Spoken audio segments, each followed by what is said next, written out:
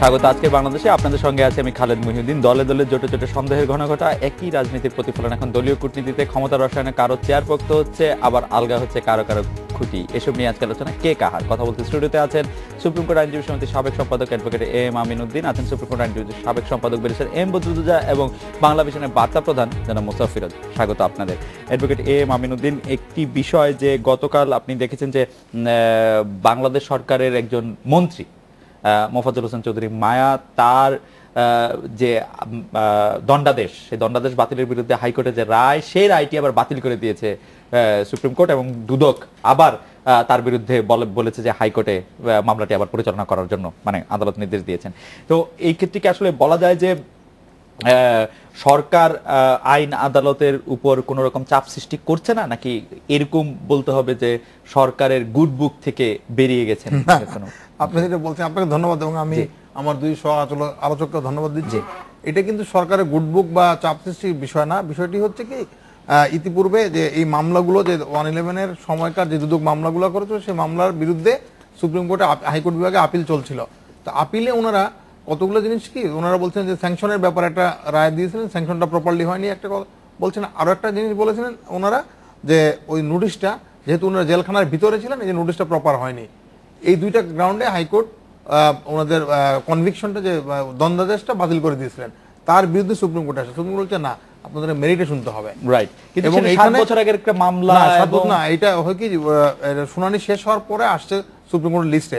ইতিমধ্যে এই গত 3-4 মাসে কিন্তু এটা ছাড়াও আরো 4-5টা একই ধরনের মামলা হয়েছে, এবং সবগুলো মামলা কিন্তু একই আদেশ, শুধু ওনারটা না, এছাড়া আরো কয়েকজনের মামলা হয়েছে, এবং সবগুলো একই ধরনের আদেশ হয়েছে। কিন্তু এটা একটু কাকতালীয় মনে হয় কিনা যে ঢাকা মহানগর আওয়ামী লীগের প্রধান হলো, সিটি নির্বাচনে তার অবদান, আমি আপনাকে বলি হ্যাঁ, ওনার অবদান বা ওইটা আদালতের কাছে এটা না, কারণ এটা হচ্ছে দুদক মামলা করেছিল। এবং আমি আপনাকে আরেকটা দিতে পারি ইনফরমেশন, যেটা হচ্ছে ইতিপূর্বে আরো একজনের মামলা দুদক উইথড্র করতে চেয়েছিল, কিন্তু আদালতে রাজি হয়নি।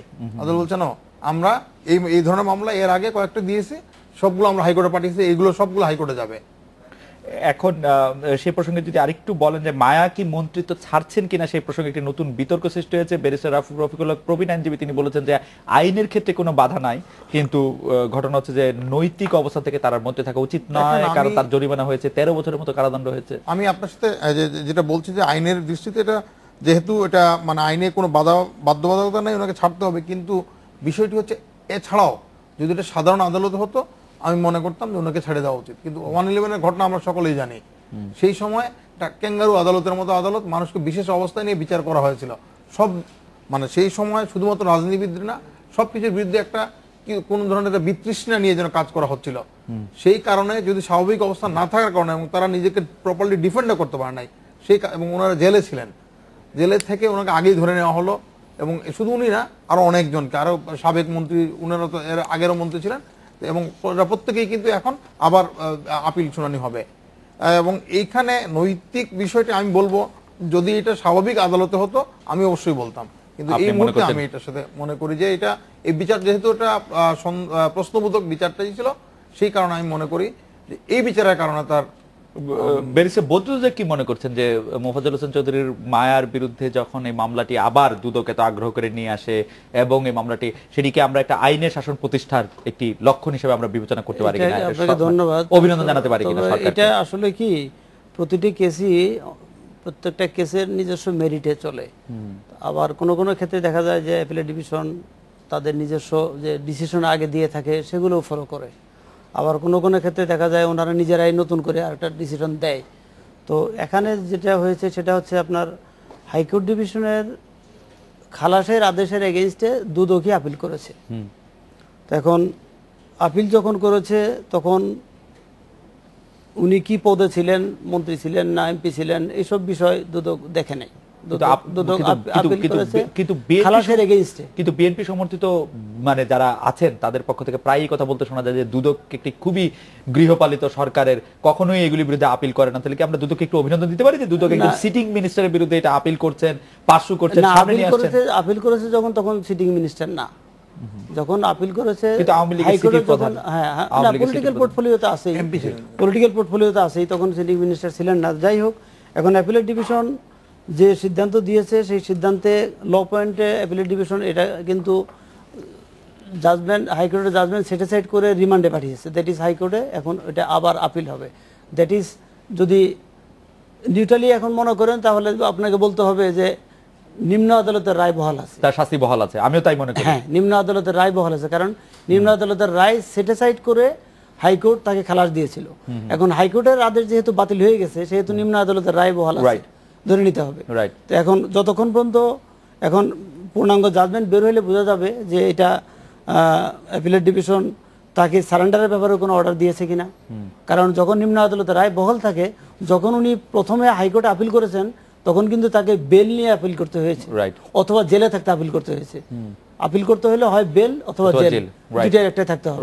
এখন অ্যাপিলেট ডিভিশনের অর্ডার প্রশ্নে দেখলে বোঝা যাবে যে ওনাকে সারেন্ডার করে আবার আপিল শুনানির জন্য বলেছে নাকি অ্যাজ ইট ইজ থাকবে, এটা পূর্ণাঙ্গ রায় না বোঝা যাবে না। তো যাই হোক, এখন যেহেতু ল পয়েন্টে অ্যাপিলেট ডিভিশনের কাছে মনে হয়েছে যে এই ইস্যুতে হাইকোর্ট অ্যাড্রেস করে নাই, সুতরাং অ্যাপিলেট ডিভিশন এটা দিতেই পারে। আর অ্যাপিলেট ডিভিশন এটা দেওয়ার ক্ষেত্রে কে মন্ত্রী, কে এমপি, কে কোন পোর্টফোলিও হোল্ড করতেছে, এটা কিন্তু মামলায় অন্ততপক্ষে আমাদের সুপ্রিম কোর্টে আমরা যতটুকু দেখেছি, এইভাবে ওই পোর্টফোলিওর জন্যে কারো পক্ষপাতিত্বমূলক আচরণ অথবা দিলাম বা দিলাম না এইটা ভাবে না।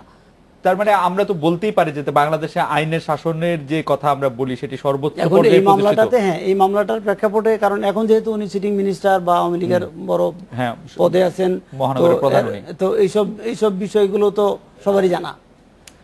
এই জানা না জানার জন্য কোর্টের কাছে এটা কোনো মূল্য পায় না, ম্যাটার হয়েছে বলে আমি মনে করি না।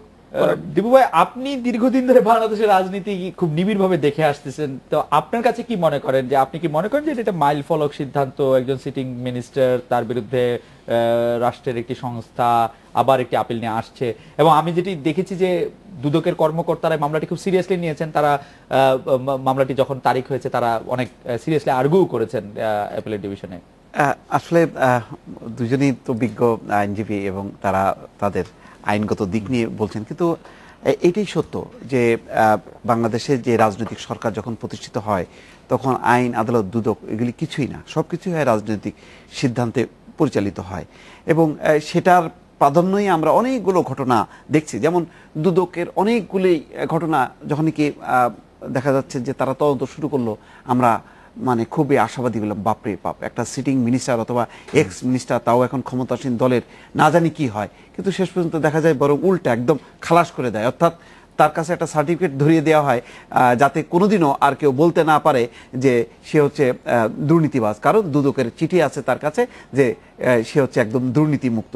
বরং উল্টা হচ্ছে, যাও একটা যদি তদন্ত নাও করতো তাহলে হয়তো ভবিষ্যতে একটা তদন্তের একটা সম্ভাবনা থাকতো, সেটাও প্রশ্নবিদ্ধ করে দেয় যখন তার হাতে একটা সার্টিফিকেট তুলে দেওয়া হয়। কিন্তু দুদক কিন্তু বারবারই বলতে দিব ভাই যে এটা আসলে সার্টিফিকেট না, যে কোনো সময় তদন্ত আবার শুরু করা যেতে পারে, কিন্তু একবার যখন কি মানে ধরে দেওয়া হয় তখন তার একটা রাইট এস্টাবলিশড হয়ে যায় যে পরবর্তী যে তদন্ত হবে সেই তদন্তটাকে সে চ্যালেঞ্জ করতে পারে। না ভাই, বিচার হলে রাইট এস্টাবলিশ হয়। আমি বলছি অনেকগুলি ঘটনার প্রবাহ কিন্তু আমরা খুব আশাবাদী হই যে বাপরে বাপ, না জানি কি হচ্ছে, পরে দেখা যাচ্ছে কিছুই না, বরং খালাস হয়ে যাচ্ছে, কিছুই পাওয়া যায় না, এই সমস্ত বিষয়গুলি ঘটছে। এই ক্ষেত্রে যেটি হয়েছে, এটা দুটো ঘটনা ঘটতে পারে, হয় মোফাজ্জল হোসেন চৌধুরী মায়া কোনো একটা কারণে সরকারের বিরাগভাজন হয়েছেন, সেটার কারণে একটা প্রভাব থাকতে পারে, অথবা হঠাৎ করে মানে এটা একটা অ্যাক্সিডেন্টের মতন করে ঘটনা ঘটতে পারে যে যেটা আরেকটা আদালত তাকে চ্যালেঞ্জ করলো, বলে যে না, তার বিষয়ে মানে নিম্ন আদালতের যে রায় সেটা থাকতে পারে। তো মানে পুরোপুরি যে আইনগতভাবে সবকিছু পরিচালিত হচ্ছে সেরকম কিন্তু কোনো নমুনা কিন্তু আমাদের কাছে, আমরা যখন মানে ফাঁকে ঝোঁকে এইসব ঘটনা দেখি তখন কি একটু আশাবাদী হতে পারি না যে একজন সিটিং? আশাবাদী তো বারবার হই, কিন্তু তারপরে তো আবার তার এন্ড রেজাল্টটা তো আমরা একটাও পাইনি যে আমরা বলতে পারি যে না, এরকম দুইটা তিনটা ঘটনা আছে যেটার আমরা রেজাল্ট পেয়েছি, তার থেকে আমরা তার ধারাবাহিকতা রক্ষা হবে। একটা সেকেন্ড, আমি একটু আমিন ভাই, যে আশাহত হওয়ার কথা দীপু ভাই আমাদেরকে বলছিলেন, সেই বিষয়ে আপনি একমত কিনা? দুদক কাউকে আসলে ক্লিন সার্টিফিকেট দিয়ে দিচ্ছে। আমি ওনার সাথে, আমি অত্যন্ত দুর্ভাগ্যজনক হলেও আমি ওনার সাথে দ্বিমত পোষণ করি। উনি যেটা বলছেন যে আদালত কি কারণে হয়তো ওনার সরকার বিরাগ ভাজন, আমার বন্ধু যেটা বললাম, আমি এলাম সুপ্রিম কোর্টের যে আপিল বিভাগ, এখানে কে সরকার, কে বিরাগ ভাজন, কে প্রিয় ভাজন, এটা কিন্তু দেখা হয় না।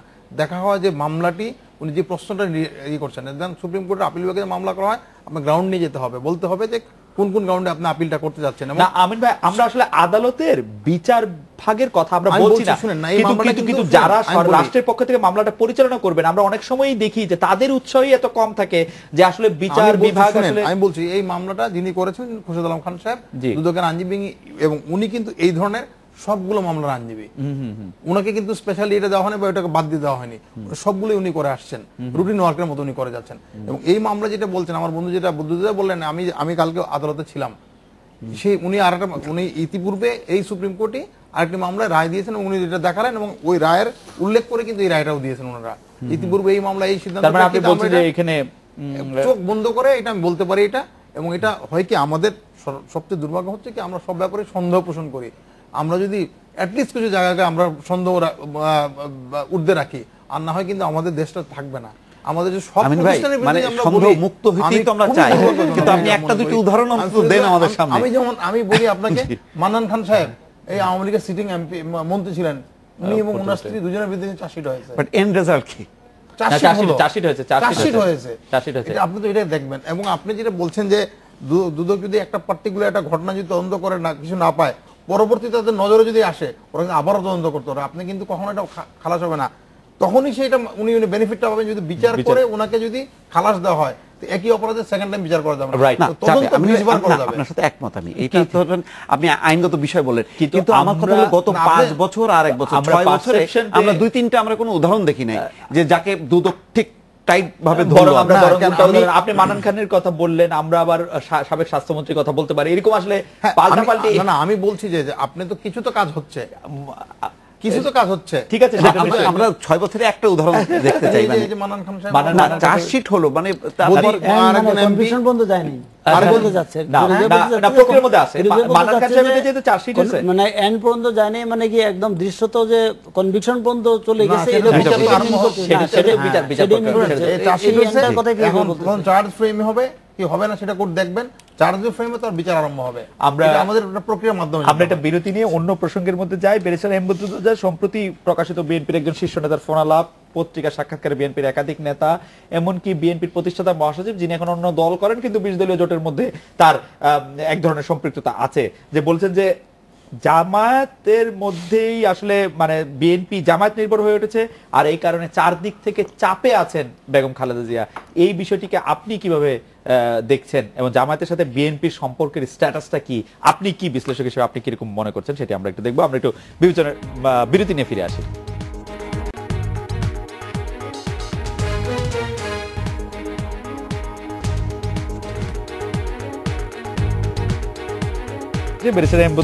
জামাতের সাথে বিএনপির সম্পর্ককে আপনি এখন কিভাবে বিশ্লেষণ করছেন? অনেকেই মনে করছেন জামাতের সাথে বিএনপির সম্পর্কটা বিএনপি রাজনীতির জন্য একটি বোঝা হয়ে দাঁড়াচ্ছে, আপনি কিভাবে দেখছেন? আপনাকে আমার বলতে হবে, আমি কিন্তু বিএনপির প্রতিনিধি না। বিএনপির প্রতিনিধি না, কিন্তু আপনি জাতীয়তাবাদী আইনজীবী ফোরামের সাধারণ সম্পাদক। হ্যাঁ, এটা একটা অঙ্গ সংগঠনের আমি সাধারণ সম্পাদক। এটা প্রথম কথা আপনাকে বলে দিই। আর দ্বিতীয় কথা, আপনি কি বলতে চাচ্ছেন না এখন যে বিএনপির রাজনীতি? না, আমি বলতেছি, আমি উত্তর দিচ্ছি। আমি উত্তর দিচ্ছি। শুরুতে বলে দিলাম আমি বিএনপির প্রতিনিধি, মানে মুখপাত্র না, প্রতিনিধি না। এটা। আর দ্বিতীয় কথা হচ্ছে, দৃশ্যত আমি যতটুকু দেখতেছি সেটা হচ্ছে যে বিএনপির সাথে জামাতের সম্পর্ক হচ্ছে পিওরলি অ্যান্ড টোটালি জোটের রাজনীতি, ভোটের রাজনীতি, জাস্ট ভোট, ইলেকশন। আদর্শগত দিকে কোনো ব্যাপারে আপনারা খুব ভালো করে দেখেছেন, অনেক প্রোগ্রামেই বিএনপির হরতালে জামাত সমর্থন দেয় নাই, জামাতের হরতালে বিএনপি সমর্থন দেয় নাই, নৈতিক সমর্থন দিয়েছে। না, এবং বিএনপি যখন ক্যাবিনেটে ছিল তখন দুইজন জামাতের মিনিস্টার ছিলেন। এখানে যখন নৈতিক সমর্থন বলা হয় তখন কিন্তু মানে এফেক্টিভ সমর্থনই হয়। এফেক্টিভ সমর্থন আজ পর্যন্ত দেখেন জামাত যতগুলো হরতাল দিয়েছে যুদ্ধাপরাধীর বিচার ট্রাইব্যুনালের মানে বিচারের রায়ের পরে, একটিতেও কিন্তু বিএনপি সমর্থন দেয় নাই।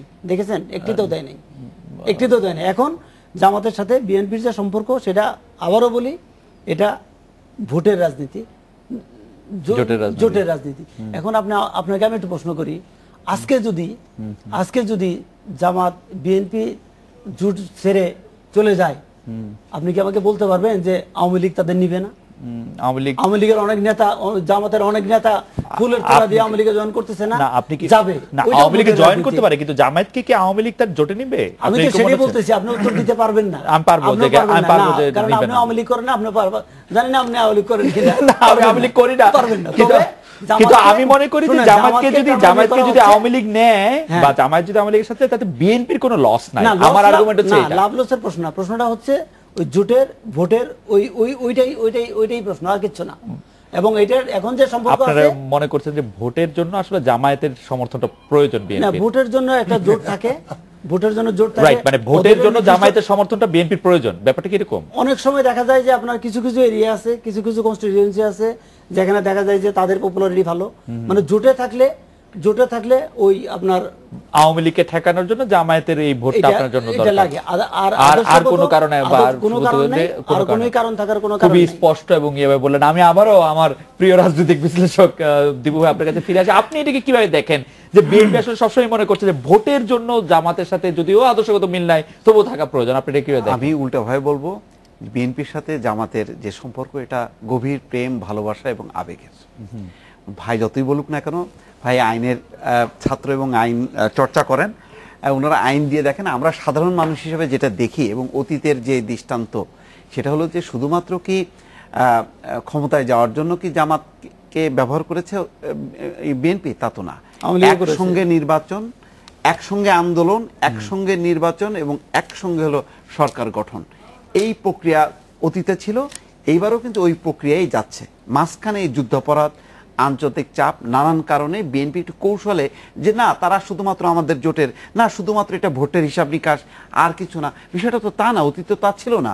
অতীতে যখন ছিল না, এখন কেন এরকম দূর দূর সম্পর্ক থাকবে? এর তো কোনো ব্যাখ্যা নেই। এর কি কোনো ব্যাখ্যা দিয়েছে যে না, আগে এই যে যুদ্ধাপরাধী নিজামী, মুজাহিদ সহ তাদেরকে যে মন্ত্রী সভায় পর্যন্ত নিয়েছে, তাদের গাড়িতে বাড়িতে যে পতাকা দিয়েছে বাংলাদেশের, স্বাধীন বাংলাদেশের পতাকা, তখন ব্যাখ্যাটা কি ছিল? তখন তো ওই প্রক্রিয়াই ছিল যে একসঙ্গে আন্দোলন করেছে তারা, একসঙ্গে নির্বাচন করেছে এবং একসঙ্গে সরকার গঠন করেছে। সুতরাং এখন এমন কি ঘটনা ঘটলো যে এখন শুধুমাত্র জোটের রাজনীতি, শুধুমাত্র ভোটের রাজনীতির মধ্যে বিএনপি সীমাবদ্ধ? এখনো কিন্তু আসলে একই ধারায় আছে না। তাহলে আদর্শগতভাবে এই জামাত আওয়ামী লীগের সাথেও ছিল ভাই, আওয়ামী লীগের সাথে কিভাবে ছিল এটা আমরাও সাক্ষী, আমরা নিজেরাও দেখেছি। আওয়ামী লীগ কিন্তু শুনেন, আমি আওয়ামী লীগের সময়, আওয়ামী লীগ যতটুকু বলি, আওয়ামী লীগের সময় আমি আপনাকে বলছি যতটুক ছিল, তারও আমরা মন্ত্রিত্ব কিন্তু আওয়ামী লীগও দিয়েছিল। আমি বলি মন্ত্রিত্ব অবশ্যই জামাত, অবশ্যই। কেন নুরুল ইসলাম? আমি একটু কমপ্লিট করি ভাই। উনি কি জামাতের? না শুনুন, উনি জামাতের লোক না, এটা আদালত না, অনেক রকম যুক্তিতর্ক আনা যায়, কিন্তু আপনি ভালোই জানেন। এবং এখন যদি টেলিভিশনের এই প্রোগ্রাম যদি অফ থাকে, তাহলে কিন্তু আপনি আসল কথা বলবেন। কিন্তু এখন দেখেন বাস্তবতা হলো, ওইভাবে আওয়ামী লীগের সাথে জামাতের যে জোট কতটুক ছিল, কোন পর্যায়ে ছিল, এটা আমরা সবাই জানি।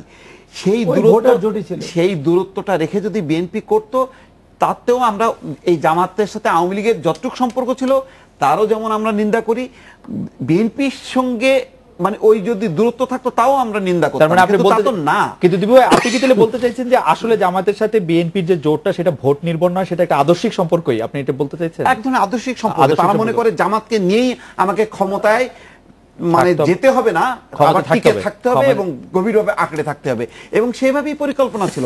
যার ফলশ্রুতিতে অন-11 এই সমস্ত ঘটনাগুলো যদি আমরা অস্বীকার করি, তাহলে তো এই যে জামাত, বিএনপি বা আওয়ামী লীগ কোনোদিন শিক্ষা নেবে না যে এই সমস্ত জাতীয় পার্টি, জামাত, এই সমস্ত লেভেলের দলগুলো থেকে আমরা মুক্ত থেকে একটা গণতান্ত্রিক ধারায় আমাদের দলকে বিকশিত করব এবং জনগণকে সামনে নিয়ে চলবো। আমি আজকে একটি খুব ভালো খবর আমরা টেলিভিশনে দেখলাম যে আজকে বিএনপির যে যিনি মুখপাত্র আছেন জনাব আসাদুজ্জামান রিপন, তিনি প্রধানমন্ত্রী শেখ হাসিনার জন্য বেগম খালেদা জিয়ার পক্ষ থেকে একটি ইফতারের দাওয়াত কার্ড নিয়ে গেছেন এবং তারা যৌথভাবে একটা সম্মেলন করেছেন। এটা আমরা অনেকদিন পরে দেখলাম সাংবাদিকদের সামনে। এটা আপনার কাছে কি মনে হয় যে আমাদের রাজনীতিতে কি একটু সহনশীলতা ফিরে আসছে এরকম? কারণ বছরের প্রথম 3 মাস আমাদের যা গিয়েছে, এটা ঠিক বলা যাবে না, কারণ আমাদের দেশে যে ইফতারের দাওয়াতটা, এটা এই বছর প্রথম হয়নি। বিগত আমি কয়েক বছর দেখে আসছি যে সরকারি দল থেকেও যিনি যখন যে সরকার থাকেন তারা বিরোধী দলের নেত্রীকে বা অন্যান্য বিরোধী রাজনৈতিক আজকে যেটি হয়েছে যে আজকে ওনারা যৌথ একটি সংবাদ সম্মেলনও করেছেন, যে আসাদুজ্জামান রিপন এবং মৃণাল কান্তি রায় আওয়ামী লীগের যিনি ছিলেন সহদপ্তর সম্পাদক, তারা আসলে একটি সংবাদ সম্মেলন করেছেন প্রেসের সামনে, তারা দুজন একসঙ্গে কথা বলেছেন, তারা দুজন উপস্থিত ছিলেন। এই দুজন এমন কোন পর্যায়ের নেতা নন যে যারা দাঁড়িয়ে গেলেই সবকিছু ঠিক হয়ে যাবে, সেটা তো আমরা আশা করতে পারি যে যদি সহনশীলতা ফিরে আসে দেশের জন্য ভালো হবে, এই হবে। কিন্তু ওনাদের দুজনকে দেখেই আমরা যদি আশান্বিত হয়ে যাই তাহলে আপনি খুব বেশি আশান্বিত হতে পারছি না আমি, কারণ যেখানে এইখানে তার কারণ আমি যেটা বলছি, এখানে আদর্শগত কিন্তু যে যে সমস্যা রয়ে গেছে, আদর্শগত যে বেমিল রয়ে গেছে, সেই কারণে আমি বলছি যে হঠাৎ করে যে এইভাবে চলে আসবে দুজন পাশাপাশি, এতটা আশাবাদী আমার কাছে একটু বেসের এমবদুল। আপনি নিশ্চয়ই খেয়াল করছেন ভারতের প্রধানমন্ত্রী নরেন্দ্র মোদী যখন বাংলাদেশ সফর করছিলেন, তখন নরেন্দ্র মোদীর সফরের আগে পরে বিএনপি নেতৃবৃন্দ থেকে বারবার বলা হয়েছিল যে বিএনপি আসলে কোনো ভারত বিরোধী দল নয়, বা ভারতের সাথে বিএনপির কোনো এরকম কোনো শত্রুতাও নেই। কিন্তু নরেন্দ্র মোদীর সফরের এক সপ্তাহ পরে কালকে বেগম জিয়া যে সংবাদ সম্মেলনটি, বেগম জিয়া যে ময়মনসিংহের বিএনপি নেতাদের উদ্দেশ্যে যে বক্তব্য রাখলেন, আমরা যেটি টেলিভিশনে দেখলাম, সেটার মধ্যে বিএনপি চেয়ারপারসন স্পষ্ট আবারও দাসত্বের কথাই বলেছেন, যে চুক্তিগুলি করা হয়েছে তাকে তিনি দাসত্ব বলছেন। না, এটা আপনারা ভুল বুঝছেন। আপনারা এটা এই জন্যই মাঝে মাঝে বলা হয় যে মিডিয়া টুইস্টেড করে। আচ্ছা, আপনারা টুইস্টেড করেছেন। দাসত্ব কথাটি উনি বলেছেন না, উনি যে কথাটা বলেছে সেটা আপনারা পূর্ণাঙ্গ ব্যাখ্যা বা পূর্ণাঙ্গ শব্দটা শুনেন নাই। আমি আপনাকে বলি কি বলেছে। জি বলেন। উনি বলেছে বন্ধু হতে হবে, বন্ধু যদি হয় সেটা হবে সমানে সমান, সমানে সমান যদি না হয় হ্যাঁ তাহলে বন্ধুত্ব হবে না, দাসত্ব হবে। এক্স্যাক্টলি। এবং তিনি বলেছেন যে তার আগে পরে বাক্য ছিল যে ট্রানজিটের ক্ষেত্রে সেটি সমান সমান হয় না। ট্রানজিটের ক্ষেত্রে উনি বলেছেন সমান সমান হয় না। উনি বলেছেন যে ট্রানজিট যদি কাউকে দেওয়া হয় তাহলে অবশ্যই এটার ফি নেওয়া দরকার, ফি নিতে হবে। আমাদের রোডগুলা মানে ওই স্টেটের ওয়ার্ডি কিনা, তা যদি ফ্রি না টাকা না নেওয়া হয়, উনি যা কিছু বলেছে এবং একজন দেশপ্রেমিক হিসেবে যা বলা দরকার তাই বলেছে। আমার কাছে যে বিষয়টি একটু আমি কৌতূহলী হয়ে উঠছি সেটি হচ্ছে এরকম যে এই কথাটি তো বেগম জিয়া ওই দিন নরেন্দ্র মোদীর সাথে যখন সাক্ষাৎ করেছিলেন তখন বলেছেন কিনা জানি না, কিন্তু মঈন খান ওই দিনই বলতে পারতেন। গত 6 দিনে আমরা বিএনপির অসংখ্য ব্রিফিং, ছোট বড় নানা পর্যায়ে নেতাদের মুখে কথা শুনেছি, কিন্তু এরকম কোনো কথা শুনি নাই। এটি কাকতালীয় কিনা না, এই কথাতেই আমরা প্রথম শুনলাম। আপনি বলতে পারেন যে মিডিয়া আপনারা শুধু দাসত্বটুকু ধরছেন যে দাসত্ব হয়ে গেছে। আপনার কাছে কি মনে হয় যে বেগম জিয়ার কালকে ভারতের সফর নিয়ে কালকের যে অবস্থান, গত 6 দিন ধরে তিনি এই অবস্থানেই ছিলেন? একই অবস্থানে, মানে অবস্থার কোনো পরিবর্তন হয়নি এই সেন্সে যে উনি প্রথম থেকেই ওই দেশের স্বার্থের জন্যই উনি যা কিছু বলেছেন দেশের স্বার্থেই বলেছেন, যে দেশের স্বার্থ আগে, তারপরে বন্ধুর স্বার্থ। আমার স্বার্থ ওনাদের স্বার্থ যদি সমান সমান হয় তাহলেই বন্ধুত্ব। আচ্ছা, আমি সব দিয়ে দিব, সব মানে যদি দিয়ে দেই তাহলে তো আমার বন্ধুত্ব থাকলো না, দাসত্ব হলো। উনি জাস্ট এজ এন এক্সাম্পল এটা বলেছেন। রাইট। জনাব মোসাফফর দীপু, এই বিষয়ে যদি আপনি এই বিষয়ে আসলে অবস্থান একটা পরিবর্তনই মনে হচ্ছে। এবং সেই বিষয়টা হলো যে বিএনপির যদি অবস্থানটা এরকম হতো যে ট্রানজিট, যদিও গভর্নমেন্ট এটা ব্যবহার করছে কানেক্টিভিটি 4টি দেশের মধ্যে, কিন্তু উনি ট্রানজিট শব্দটা ইউজ করলেন। এবং যদি বন্ধুত্ব মানে নাম উল্লেখ না করে যে এই যে ইঙ্গিত দিয়ে দিয়ে কিছু কথাবার্তা, এর মধ্যে কিন্তু একটা দূরত্ব তৈরি হয় এবং ভুল বোঝাবুঝির সম্ভাবনা হয়। বরং উনি অবশ্যই কি হওয়া উচিত সেই বিষয়ে এবং কি হলে দেশের ভালো হবে পরিষ্কার একটা স্পেসিফিকভাবে প্রস্তাবটা যদি উপস্থাপন করা হতো তাহলে বরং অনেক বেশি ভালো হতো। কিন্তু ওই যে যদি বন্ধুত্ব হয়, এই যে না, তাহলে আমাদের গভর্নমেন্টের কাছে একটা বলা দরকার ছিল যে ট্রানজিট এবং বিভিন্ন পয়েন্টে যে বিষয়গুলো আমাদেরকে পরিষ্কার করেন এবং এই ব্যাপারে আমরা বক্তব্য উপস্থাপন করব। অর্থাৎ এই ধরনের একটা সংগঠিত একটা বক্তব্যটা উপস্থাপন করলে এই যে বিষয়টা দাসত্ব কথাটা যে চলে আসলো, আবারও কিন্তু সেই পুরনো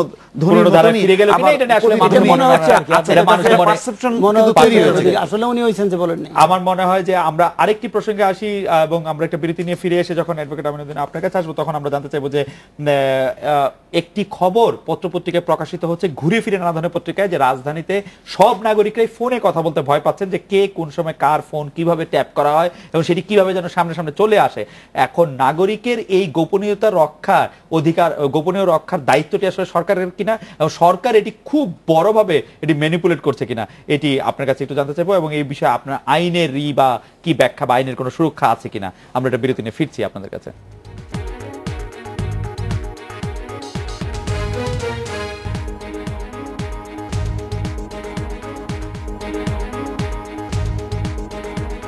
মানুষের নিরাপত্তা সুরক্ষা এবং এই সম্পর্কিত আইন, আজকের কথাই বলি যে আজকে একটি পত্রিকায় খবর ছাপা হয়েছে আমাদের সময় যে রাজধানীতে ফোন আতঙ্ক, মানুষ কথা বলতে ভয় পাচ্ছে, যে সাধারণ ব্যক্তিগত কথা বলতেও মানুষ। দেখেন, আমি এই জিনিসটা বলছি যে রাষ্ট্রীয় নিরাপত্তার প্রয়োজনে আপনি যদি মানে কারো যদি মনে হয় যে কারো আলাপ বা কোনো ধরনের ষড়যন্ত্র হয়, সেটা শোনা যেতে পারে, কারণ আমাদের 2006 একটা আইনে একটা পরিবর্তন আনা হয়েছিল। কিন্তু সাধারণ মানুষের ব্যক্তিগত কথাবার্তা যদি এভাবে করা হয়, সেটা অবশ্যই সমর্থনযোগ্য না, এবং আমি কখনো সমর্থন করি না, আমার মনে হয় কেউ সমর্থন করে। এটা কারা করছে বা কেন করছে সেটা তারাই বলতে পারে, কিন্তু এটা আমার মনে হয় নাগরিকদেরকে এখানে একটা অস্বস্তিকর অবস্থায় ফেলে দেওয়া হচ্ছে। সেটা করা কারোর জন্যই ভালো হবে না, এবং এটা আইনেরও বরখেলাপ। কারণ নাগরিক হিসেবে প্রত্যেকটা মানুষের কতগুলো মৌলিক অধিকার থাকে, তার নিরাপত্তার অধিকার, তার, এবং এটা হচ্ছে তার ব্যক্তিগত নিরাপত্তার অধিকার। সেই অধিকারটা ক্ষুণ্ণ কোনোভাবেই করা উচিত হবে না বলে আমি মনে করি। তো তার আগে আমি শুধু আরেকটা কথা বলে যেতে চাই, যে একটু আগে দুজনই আলোচনা করছিলেন যে ভারতের বিষয়ে বিএনপির অবস্থান কি পরিবর্তন কিনা না। আমার যেটা এই 4-5 দিনের সবকিছু দেখে মনে হলো যে আওয়ামী লীগ ক্ষমতা আসার পরে ওনারা মনে করেছিল যে নরেন্দ্র মোদী যখন ক্ষমতা আসলেন, বিজেপি, ওনারা ভাবলেন যে হয়তো ওনাদের সাথে সম্পর্কটা অনেক মধুর হয়ে যাবে এবং ওনাদেরকে হয়তো ক্ষমতায় আসতে সহায়তা করেন নরেন্দ্র মোদী। কিন্তু তাদের সেই যে মোদী কেন্দ্রিক যে মোহ ছিল, সেটা হয়তো কিছুটা হ্রাস পেয়েছে। ওনারা হয়তো বুঝছেন যে না, মোদী না, এটা ভারত রাষ্ট্রীয়ভাবে সরকারের সাথে বন্ধুত্ব করে, কোনো দলের সাথে করে না। সেই চিন্তার থেকে ওনারা সেই যে আশা করেছিলেন, সেই আশার থেকে কিছুটা হয়তো একটু মানে কি বলবো, নিরাশা বা একটু আশাহত হয়েছেন।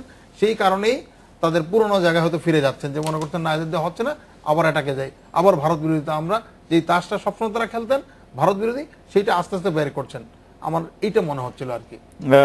আমি আরো একটি বিষয়ে আপনার দৃষ্টি আকর্ষণ করতে চাই। ভারতের একটি পত্রিকায়, একটি সানডে গার্ডিয়ান পত্রিকাটার নাম, সেই পত্রিকা থেকে আসলে আজকে প্রথম আলো সেই বেগম জিয়ার নেয়া সাক্ষাৎকারটি প্রকাশ করেছে।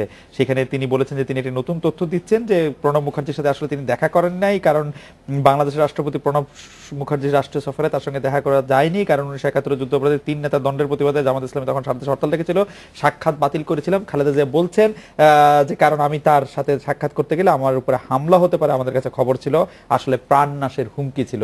এই বিষয়টিকে আপনি কিভাবে দেখছেন? এখন এই সাক্ষাৎকারের ব্যাপারটা আমি কিন্তু জানি না, ব্যক্তিগতভাবে জানি না, কারণ উনি ভারতীয় যে পত্রিকা এই সাক্ষাৎকারের ব্যাপারে লিখেছে আজকে প্রথম আলোয় দেখলাম মনে হয়। জি, হ্যাঁ। তো এই বিষয়টা আসলে আমার নলেজের বাইরে, কাজে এই বিষয়ে আমি কোনো মন্তব্য করতে চাচ্ছি না। এবং আমি এটাতে একটু আপনার কাছে জানতে চাই যে আমি আসলে সানডে গার্ডিয়ান পত্রিকার কথা এর আগে আর শুনি নাই। মানে বেগম জিয়া সানডে গার্ডিয়ান পত্রিকা একটি সাক্ষাৎকার দিলেন, মানে এটি কি, এবং সাক্ষাৎকারটি সম্পর্কে যদি আপনার একটু মতামত না দিতে পারেন, মানে না দেওয়ার কোনো কারণ নেই, দিতে পারেন। তবে যেই বক্তব্যটা তিনি বললেন, সেই বক্তব্যটা যদি অনেক আগেই বলা হতো, তাহলে কিন্তু বিষয়টা এখন মনে হচ্ছে যেন একটা জাস্ট সেলফ একটা মানে কি বলে, তার আত্মরক্ষার্থে একটা বক্তব্য রাখার দরকার। কারণ এই বিষয়টি ভারত খুব সিরিয়াসলি নিয়েছে, যে তারা মনে করছে যে শুধু রাষ্ট্রপতি না, এর মধ্য দিয়ে ভারতকে অপমান করা হয়েছে। সুতরাং এই বিষয়টি যখন কি ভারতের বিভিন্ন কর্নার থেকে যখন কি বারবার উঠছে, তখন একটা তার জবাব দেওয়ার জন্যই হয়তো বক্তব্যটা রেডি করেছেন, এরকম একটা ধারণা হতে পারে। এই জন্যই বলছি যে উনি যে বক্তব্যটা দিলেন, এটা যদি একদম শুরুতেই বলতেন, তারপরই বলতেন,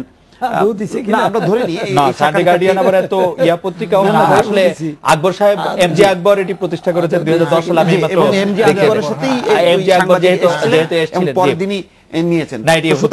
আমি আসলে জানতাম না এমজে আকবর।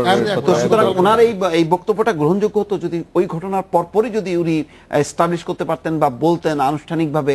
এখন মনে হচ্ছে যে এখন এই বিষয়টি নিয়ে বিএনপি যেহেতু একটা বেকায়দা অবস্থায় পড়েছে, তার থেকে বেরোনোর জন্য এরকম একটা বক্তব্য উপস্থাপন করলেন। আমি একটু এই ব্যাপারটাতে আমি যেটা দেখতে পেলাম, উনি বলছেন যে উনার প্রাণনাশ, এটা বিরোধী দল উনার প্রাণনাশ চেষ্টা করবেন, করে জামাতকে দায়ী করবেন। জামাতকে দায়ী করবেন। আপনি কিন্তু জিনিসটা কিন্তু ওই জায়গাটা ছেড়ে যাচ্ছেন। অর্থাৎ জামাতকে যেন কোনো দায়ী না করা হয়, প্রয়োজনে আমরা ভারতের রাষ্ট্রপতির সাথে দেখা করবো না, কিন্তু জামাতকে আমাকে দায়ী করতে। তার চেয়ে বড় তো এটাও দেখতে হবে যে উনি যদি মনে করেন উনার জীবনের উপর হুমকি আছে, আপনি কি মনে করেন প্রশ্ন সেই হরতালটা কিন্তু উনাদের দলীয় জোটের থেকে ডাকা হয়েছিল, এবং উনার যদি কোনো না জামাত না উনাদের দলীয় জোটের থেকে, আমি বলছি গতকালকে আমি দেখেছি এটা এই সম্বন্ধে, এবং সেই হরতালটি আসলে জোটের হরতাল ছিল, এবং যেহেতু প্রণব মুখার্জির আসার কথাটি অনেক আগে ঘোষিত ছিল, প্রণব মুখার্জির জেনে বুঝে, এবং উনাদের শুনেন উনাদের প্রণব মুখার্জির সাথে উনার দেখা হবে, এটা আগেই সেট করা থাকে, এটা তো হঠাৎ করা হয় না, এবং হরতালটা তারপর দেখা হয়েছে। আর দ্বিতীয় কথাটা আমি যেটা বলতে চাচ্ছি, উনি তো সেই সময় যদি দেখা করতেন উনি তো বলতে পারতেন যে আমাকে নিরাপত্তার ব্যবস্থা, উনি তখন বিরোধী দলের নেত্রী ছিলেন, সংসদে বিরোধী দলের নেত্রী ছিলেন, ওনার কিন্তু সরকারি সিকিউরিটি ছিল, উনি চাইলে আরো সিকিউরিটি নিয়ে দেখা করতে পারতেন, উনি কিন্তু সেই চেষ্টাও করেননি। আজকে চীনের একটি উচ্চ পর্যায়ের প্রতিনিধিত্ব, মানে কমিউনিস্ট পার্টির খুব গুরুত্বপূর্ণ কিছু নেতা, যাদের একজন উপমন্ত্রীও বটে, আজকে বিএনপি চেয়ারপারসনের সঙ্গে দেখা করেছেন, এবং দেখা করে বলেছেন যে চীন যে অবস্থানে বিএনপিও সে অবস্থানে, মানে মঈন খান যে ব্রিফিং করেছেন সেই ব্রিফিং এর মধ্যে মঈন খান বলেছেন, বিএনপির স্থায়ী কমিটির সদস্য, চীন সেই অবস্থানে আজও রয়েছে, আমরাও সেই অবস্থানে রয়েছি, যে স্পষ্ট বলে একটি স্থিতিশীল রাজনৈতিক অবস্থা বিরাজ করতে হবে। এই চীনের কমিউনিস্ট পার্টির শীর্ষ পর্যায়ের নেতাদের সাথে বিএনপির যে আজকে বৈঠক, সেটিকে আপনি কিরকম বিশ্লেষণ করেন? এটা তো আপনার বৈঠক তো করতেই পারে, কারণ দেশের গণতন্ত্র রক্ষা পুনরুদ্ধারের জন্য বা দেশের রাজনৈতিক স্থিতিশীলতার জন্য বা দেশের প্রপার আপনার ওই ইনভেস্টমেন্টের জন্য, বিজনেস মানে দেশের স্বার্থে চীনের সাথে বন্ধুত্ব সম্পূর্ণ সম্পর্ক তো বিএনপি বরাবর বজায় রাখছে, আগে আওয়ামী লীগও বজায় রাখতেছে, এবং আগামীতেও হয়তো বিএনপিও রাখবেই, কারণ এটা আপনার দেশের স্বার্থেই ওদের সাথে সব সার্বিক ব্যাপারে আলাপ আলোচনা হতেই পারে।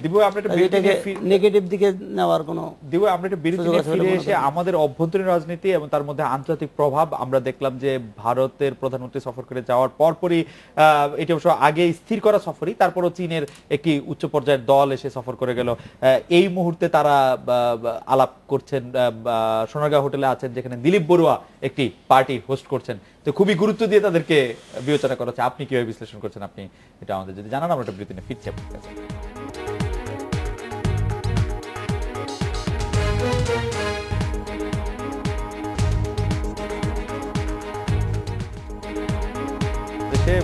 বিরতির আগে আপনার কাছে জানতে চাইছিলাম, মুসাফির রাজীব, আপনি যদি একটু বলতেন। আসলে মোদির এই সফরকে ঘিরে, বাংলাদেশের এই সফরকে ঘিরে চীন এবং অভ্যন্তরীণ এবং রাজনীতি কিন্তু পরিবর্তন হচ্ছে, এবং তার প্রভাব কিন্তু আমাদের আভ্যন্তরীণ ক্ষেত্র পড়বে। এখানে মোদির একটা লক্ষ্য হচ্ছে বাংলাদেশ, ভারত, ভুটান এবং নেপালকে নিয়ে তার স্বপ্ন, সার্কের মধ্যে বা দক্ষিণ এশিয়ার এই চারটা দেশকে নিয়ে কানেক্টিভিটির মধ্যে দিয়ে একটা অর্থনৈতিক উন্নয়ন, এটি তার হবে একটা মূল শক্তি। কিন্তু এইটা কিন্তু এত সহজসাধ্য না। এখানে সকল রাজনৈতিক দলের বাংলাদেশের অভ্যন্তরে সমর্থন পাবে এটা মনে করার কোনো কারণ নেই, যার কারণে কিন্তু আজকে ধারণা করা হয় যে বেগম খালেদা জিয়ার বক্তব্য কিন্তু পরিবর্তন হচ্ছে, অন্যান্য শক্তিও এখানে আছে, এখানে পাকিস্তানের একটা শক্তি আছে, এখানে চীনের শক্তি আছে, মানে ভারত যেটি করতে চাইবে চীন ঠিক সেইভাবে সমর্থন দেবে এটা মনে করার কোনো কারণ নেই। বিশেষ করে মায়ানমারের অভ্যন্তরে ভারতের সাম্প্রতিক হামলা বা জঙ্গি ঘাঁটিগুলো উচ্ছেদের জন্য যে অভিযান চালিয়েছে, এর মধ্য দিয়ে কিন্তু ভারত একটা জানান দিতে চাচ্ছে যে আমরা একটা শক্তি আছে, এবং এর মধ্য দিয়ে ভারত তার দেশকে ঐক্যবদ্ধ করছে, প্রতিবেশী দেশগুলোকেও জানান দিচ্ছে যে আমাদের সাথে ঐক্যবদ্ধ হও। সুতরাং এই অবস্থায় কিন্তু এই মানে উপমহাদেশ এবং আশেপাশের কয়েকটি দেশের যে শক্তিধর দেশের কিন্তু অবস্থান পাল্টাবে। এই পাল্টানোর প্রভাব কিন্তু আমাদের আভ্যন্তরীণ রাজনীতিতে এর প্রভাব পড়বে। অর্থাৎ এখানে দুটি বড় বৃহৎ দল, আওয়ামী লীগ দৃশ্যতই এখন ভারতের এই যে নতুন যে লক্ষ্য তার সঙ্গে থাকবে। এখানে বিএনপি থাকবে কি থাকবে না, সেটি বিএনপি যতক্ষণ পর্যন্ত না নিশ্চয়তা পাচ্ছে ভারতের কাছ থেকে, বিশেষ করে এখানে একটি নিরপেক্ষ একটি গ্রহণযোগ্য নির্বাচনের ব্যাপারে, ততক্ষণ পর্যন্ত তো বিএনপি অল আউট সাপোর্ট দেবে না, কারণ এই সাপোর্ট দেওয়ার মধ্য দিয়ে তো তার কোনো দলীয় কোনো বেনিফিট, রাজনৈতিক স্বার্থ হাসিল হবে না। সুতরাং এখানে কিন্তু একটা পরিবর্তনের একটা সম্ভাবনা আছে, যার মেরুকরণ আমরা কিন্তু দেখছি। আপনারা সুপ্রিম কোর্ট আইনজীবী সমিতির দুজন সাবেক সম্পাদককে পেয়েছে। আমি 3টা প্রশ্ন করতে চাই আপনাদের দুজনের উদ্দেশ্যে, আপনি যদি খুব দ্রুত জবাব দেন যে বার কাউন্সিলের নির্বাচন আসলে স্থগিত আছে 3 মাসের জন্য, বার কাউন্সিলের নির্বাচন আদৌ হবে কিনা, এটা দর্শকরা সামাজিক গণমাধ্যমে প্রশ্ন করেছেন। আইনজীবী সমিতি ফোনের বিল দেয় না এরকম একটি পত্রিকায় প্রতিবেদন হয়েছে, গতকাল আমরা নিউজ চালিয়েছি। এবং নতুন 3টি পদ আসলে সৃষ্টি করা হয়েছে, যে রেজিস্ট্রার জেনারেল একটি পদ সুপ্রিম কোর্টে, এবং একটি রেজিস্ট্রার হাইকোর্ট, এবং একটি রেজিস্ট্রার অ্যাপিলেট ডিভিশন। এই বিষয়ে আপনার একটু মন্তব্য শোনা। দেখেন, নির্বাচন হবে, এখানে হচ্ছে কি আমাদের ভোটার লিস্টে কিছুটা, আমি ত্রুটিপূর্ণ বলছি না, আমি যে কতটা মানে বেশ ভুল ছিল, ভুলটা এই ধরনের, মনে করেন হারুনুর রশিদ নামে 17টাই নাম ছিল, একই নামে 17 জন ব্যক্তি, এবং এখানে আসলে কিন্তু 17 জন হারুনুর রশিদ আছেন, কিন্তু এই যে ভোটার লিস্টে 17 জন কে কোন হারুন রশিদ এটা কোনো চিহ্নিতকরণ ছিল না, যার কারণে কিন্তু একটা কনফিউশন সৃষ্টি হয়েছিল কি একই নাম 17 বার আসলো কেন। কিন্তু আমাদের হয় কি, যদি এখানে যদি আইদার পিতার নাম অথবা তার ছবি অথবা তার ডেট অফ এনরোলমেন্ট, আবার এনরোলমেন্ট দিলেও সমস্যা হয়, যেমন একই দিনে আমিনুদ্দিন হয়তো 5 জন আসলো, কোন আমিনুদ্দিনের ভোট কে দিবে সেটা ঠিক নাই। এই জন্য এটাকে একটা চিহ্নিতকরণের জন্য এটা করা হচ্ছে। আমার মনে হয় এইটা শেষ হয়ে যাবে 13 তারিখ সম্ভবত, না 13 আগস্ট, 13 না voter list correction 12 July, 12 July এর ভিতরে যদি শেষ হয়ে যায় ঠিক মতো নির্বাচন হবে। আর দ্বিতীয় আপনি যেটা বলছেন যে আইনজীবী ফোনের না, বিদ্যুতের বিল, সেটা হচ্ছে কি আইনজীবী সমিতির ভবন, যেটা এটা সুপ্রিম কোর্টের রেজিস্ট্রারের নামে কিন্তু এই আমাদের ইয়েটা কি বলে যে মিটারটা, এবং এটা কিন্তু সুপ্রিম কোর্টের অংশ। আমাদের এই অংশটা কিন্তু আলাদা না, আমাদের অঙ্গনটা আলাদা না, সুপ্রিম কোর্টের অঙ্গন। এটা সুপ্রিম কোর্ট এবং দুনিয়ার সব দেশেই কিন্তু আইনজীবীর অংশটাকে আদালতের সাথে সম্পৃক্ত থাকে। আমরা কিন্তু আলাদা কোনোভাবে বিল দেয় না, কেউ কখনো দেয়নি, 47 সাল থেকে এখন পর্যন্ত কেউ দেয়নি। হঠাৎ করে এটা কেন চাওয়া হচ্ছে আমি জানি না। আমি যখন এই বিলটি কি না দেওয়াই থাকে, না দেওয়া না, এটা সবসময় গভর্নমেন্ট থেকে পরিশোধ করা হয়। এটা 2004-এ প্রথম, আমি বলি 2004-এ প্রথম এটা আমাদের উপর চাপানো হয়েছিল, আমরা কখনো দেন নাই না। 2004-এ আগে কোন চাওয়াই হয়নি, সরকার পরিশোধ করতো। 2004-এ এসে কি কারণ আমি জানি না, হঠাৎ করে এটাকে ভাগ করে আমাদের উপর চাপানোর চেষ্টা করা হলো। কিন্তু আমরা তো কোনো কিছুই নিজের জন্য করছি না, এটা তো বিচারের অংশ। এটা এই আইনজীবী সমিতিতে তো সরকারের জায়গা, এই যে চেয়ার টেবিলগুলো তো সরকার দেওয়া। আপনারা তো ক্লায়েন্ট থেকে টাকা নিচ্ছেন, আপনারা নিজেরা এখানে বসে বিদ্যুৎ ব্যবহার করছেন, সেটা বিল দিবেন না? আমরা তো ক্লায়েন্টের টাকা যেটা নিচ্ছি, আমরা তো সেটার জন্য আমরা যে ব্যক্তিগত যেটা চেম্বারগুলো তো আমরা বিল দিচ্ছি, এটা তো সরকার, এটা আমাদের না, আমাদের নামে আপনি অ্যালটমেন্ট দিয়ে দেন, আমরা কালকে থেকে দিব, আপনি সেটা দিচ্ছেন না। অ্যালটমেন্ট না দিলে দিবেন, এই জায়গাটা তো আমাদের কাছে ওনারা দিচ্ছে না, আমরা একটি কিছুই করতে পারি না ওনাদের অনুমতি ছাড়া, সরকার অনুমতি ছাড়া। ওকে, রেজিস্ট্রার জেনারেল এবং রেজিস্ট্রার জেনারেল এটা হচ্ছে কি মানে কাজের সুবিধার জন্য এটা বলা হয়েছে, কিন্তু যে এটা আসলে তথ্য অধিকার আইনে এটা একটা চাওয়া হয়েছিল তথ্য কমিশনার থেকে, যে যদি কোনো তথ্য চায় সাংবাদিকরা বা অন্য কোনো মানুষ, তাতে এটা দেওয়ার সুবিধার্থেও এটি একটি কাজ করবে। এটা ওয়ান অফ দি কাজ। এটা হচ্ছে কি, সুপ্রিম কোর্ট একজন রেজিস্ট্রার থাকলেন, হাইকোর্ট রেজিস্ট্রার থাকলেন, ওনাদের অনেকগুলো কাজ, ওনাদের কাজের সমন্বয় করাটা হচ্ছে রেজিস্ট্রার জেনারেল কাজ। এবং বাংলাদেশের বিচার ব্যবস্থার যে বিভিন্ন ধরনের জেলা জজদের সাথে বিভিন্ন কারণে যে সমন্বয় করতে হয় সেটা উনি করতে পারবেন। ওনার কাজগুলা একটু মনে হোক, কারণ রেজিস্ট্রার সাহেব 2টা কোর্ট দেখে আবার বাইরের করাটা বেশ ডিফিকাল্ট ছিল। আপনি যদি বলতেন 3টি বিষয়, বার কাউন্সিল নির্বাচন, আইনজীবী বার কাউন্সিল নির্বাচনে আসলে আমরা খুব আশা করতেছি যে 13 আগস্ট নির্বাচন হবে, এবং নির্বাচন পিছনে খুব যৌক্তিক কারণ ছিল না। যাই হোক, যে কারণেই হোক, যেহেতু অ্যাপিলেট ডিভিশন এটা ডেট ফিক্স করে দিয়েছে, আমরা আশা করতেছি ওই দিনই ইলেকশন হবে। এবং ভোটার লিস্টের যে ত্রুটি, সেটা আসলে কি, এটা প্রত্যেক বার থেকে ভোটার লিস্ট পাঠানো হয়, বার যেভাবে পাঠায় সেভাবেই প্রিন্ট করা হয়েছে, কিন্তু আসলে বার কাউন্সিল থেকে যেটা ফল্ট ছিল বা ত্রুটি ছিল তা না। যেমন ধরেন শরীয়তপুর বার, ফর এক্সাম্পল, শরীয়তপুর বারে যদি আবুল কাসেম 5 জন থাকে, ওনারা যদি লিখে দিত আবুল কাসেম 1, আবুল কাসেম 2, আবুল কাসেম 3, আবুল কাসেম 4, আবুল কাসেম 5 এরকম লিখে দিত, তাহলে এটা ওইভাবে প্রিন্ট হতো। তো এই লিস্টগুলো কিন্তু সরাসরি বার থেকে আসতেছে, সারা দেশের বার থেকে আসতেছে, আসলে বার কাউন্সিল শুধু এটাকে পাবলিশ করতেছে। আর এক্সেপশনটা হচ্ছে আমাদের সুপ্রিম কোর্ট। আচ্ছা, বুঝতে পেরেছি। বিদ্যুতের বিলের ব্যাপার যেটা আমি বলতে চাই, আমরা আমাদের লয়ারদের বিল দিতে বলেন, আমাদের লয়ারদের মাধ্যমে জুডিশিয়ারিতে কোটি কোটি টাকার স্ট্যাম্প বিক্রি হচ্ছে, স্ট্যাম্প পাচ্ছে, স্ট্যাম্প ডিউটি পাচ্ছে গভর্নমেন্ট, আমরা তো আমাদের মাধ্যমেই পাচ্ছে। এবং আমাদের এখানে যত কিছু হচ্ছে সবকিছুই আমাদের সুপ্রিম কোর্টের নজরদারিতেই আছে। আমরা ক্যান্টিন করতে গেলে সুপ্রিম কোর্ট এসে বাধা দিবে, যে করা যাবে না। আমরা এটিএম বুথ করতে গেছিলাম, জি, সিম্পল এটিএম বুথের কাজ কমপ্লিট করে ফেলছি, শুধু কার্ড ইনস্টল করে, এটা প্রধান বিচারপতি মহোদয় এসে বন্ধ করে দিলেন, মানে তার মানে কর্তৃত্ব পুরোটাই ওনারাই মানে জায়গাটাই ওনাদের, সবকিছু ওনাদের। সুপ্রিম কোর্টের, আমরা শুধু ব্যবহারকারী। সুপ্রিম কোর্টের হলে সুপ্রিম কোর্টের বিলও তো ওনারা দিচ্ছে, সুপ্রিম কোর্ট আমরা just ব্যবহার করি। সুপ্রিম কোর্ট মানে আইনজীবীদের বিলও এটা premises, দিব। আমাদের হাতে 30 আইনজীবীদের সেকেন্ড না। সময় আছে, আপনি কোনো কিছু উপসংহার টানবেন কিনা?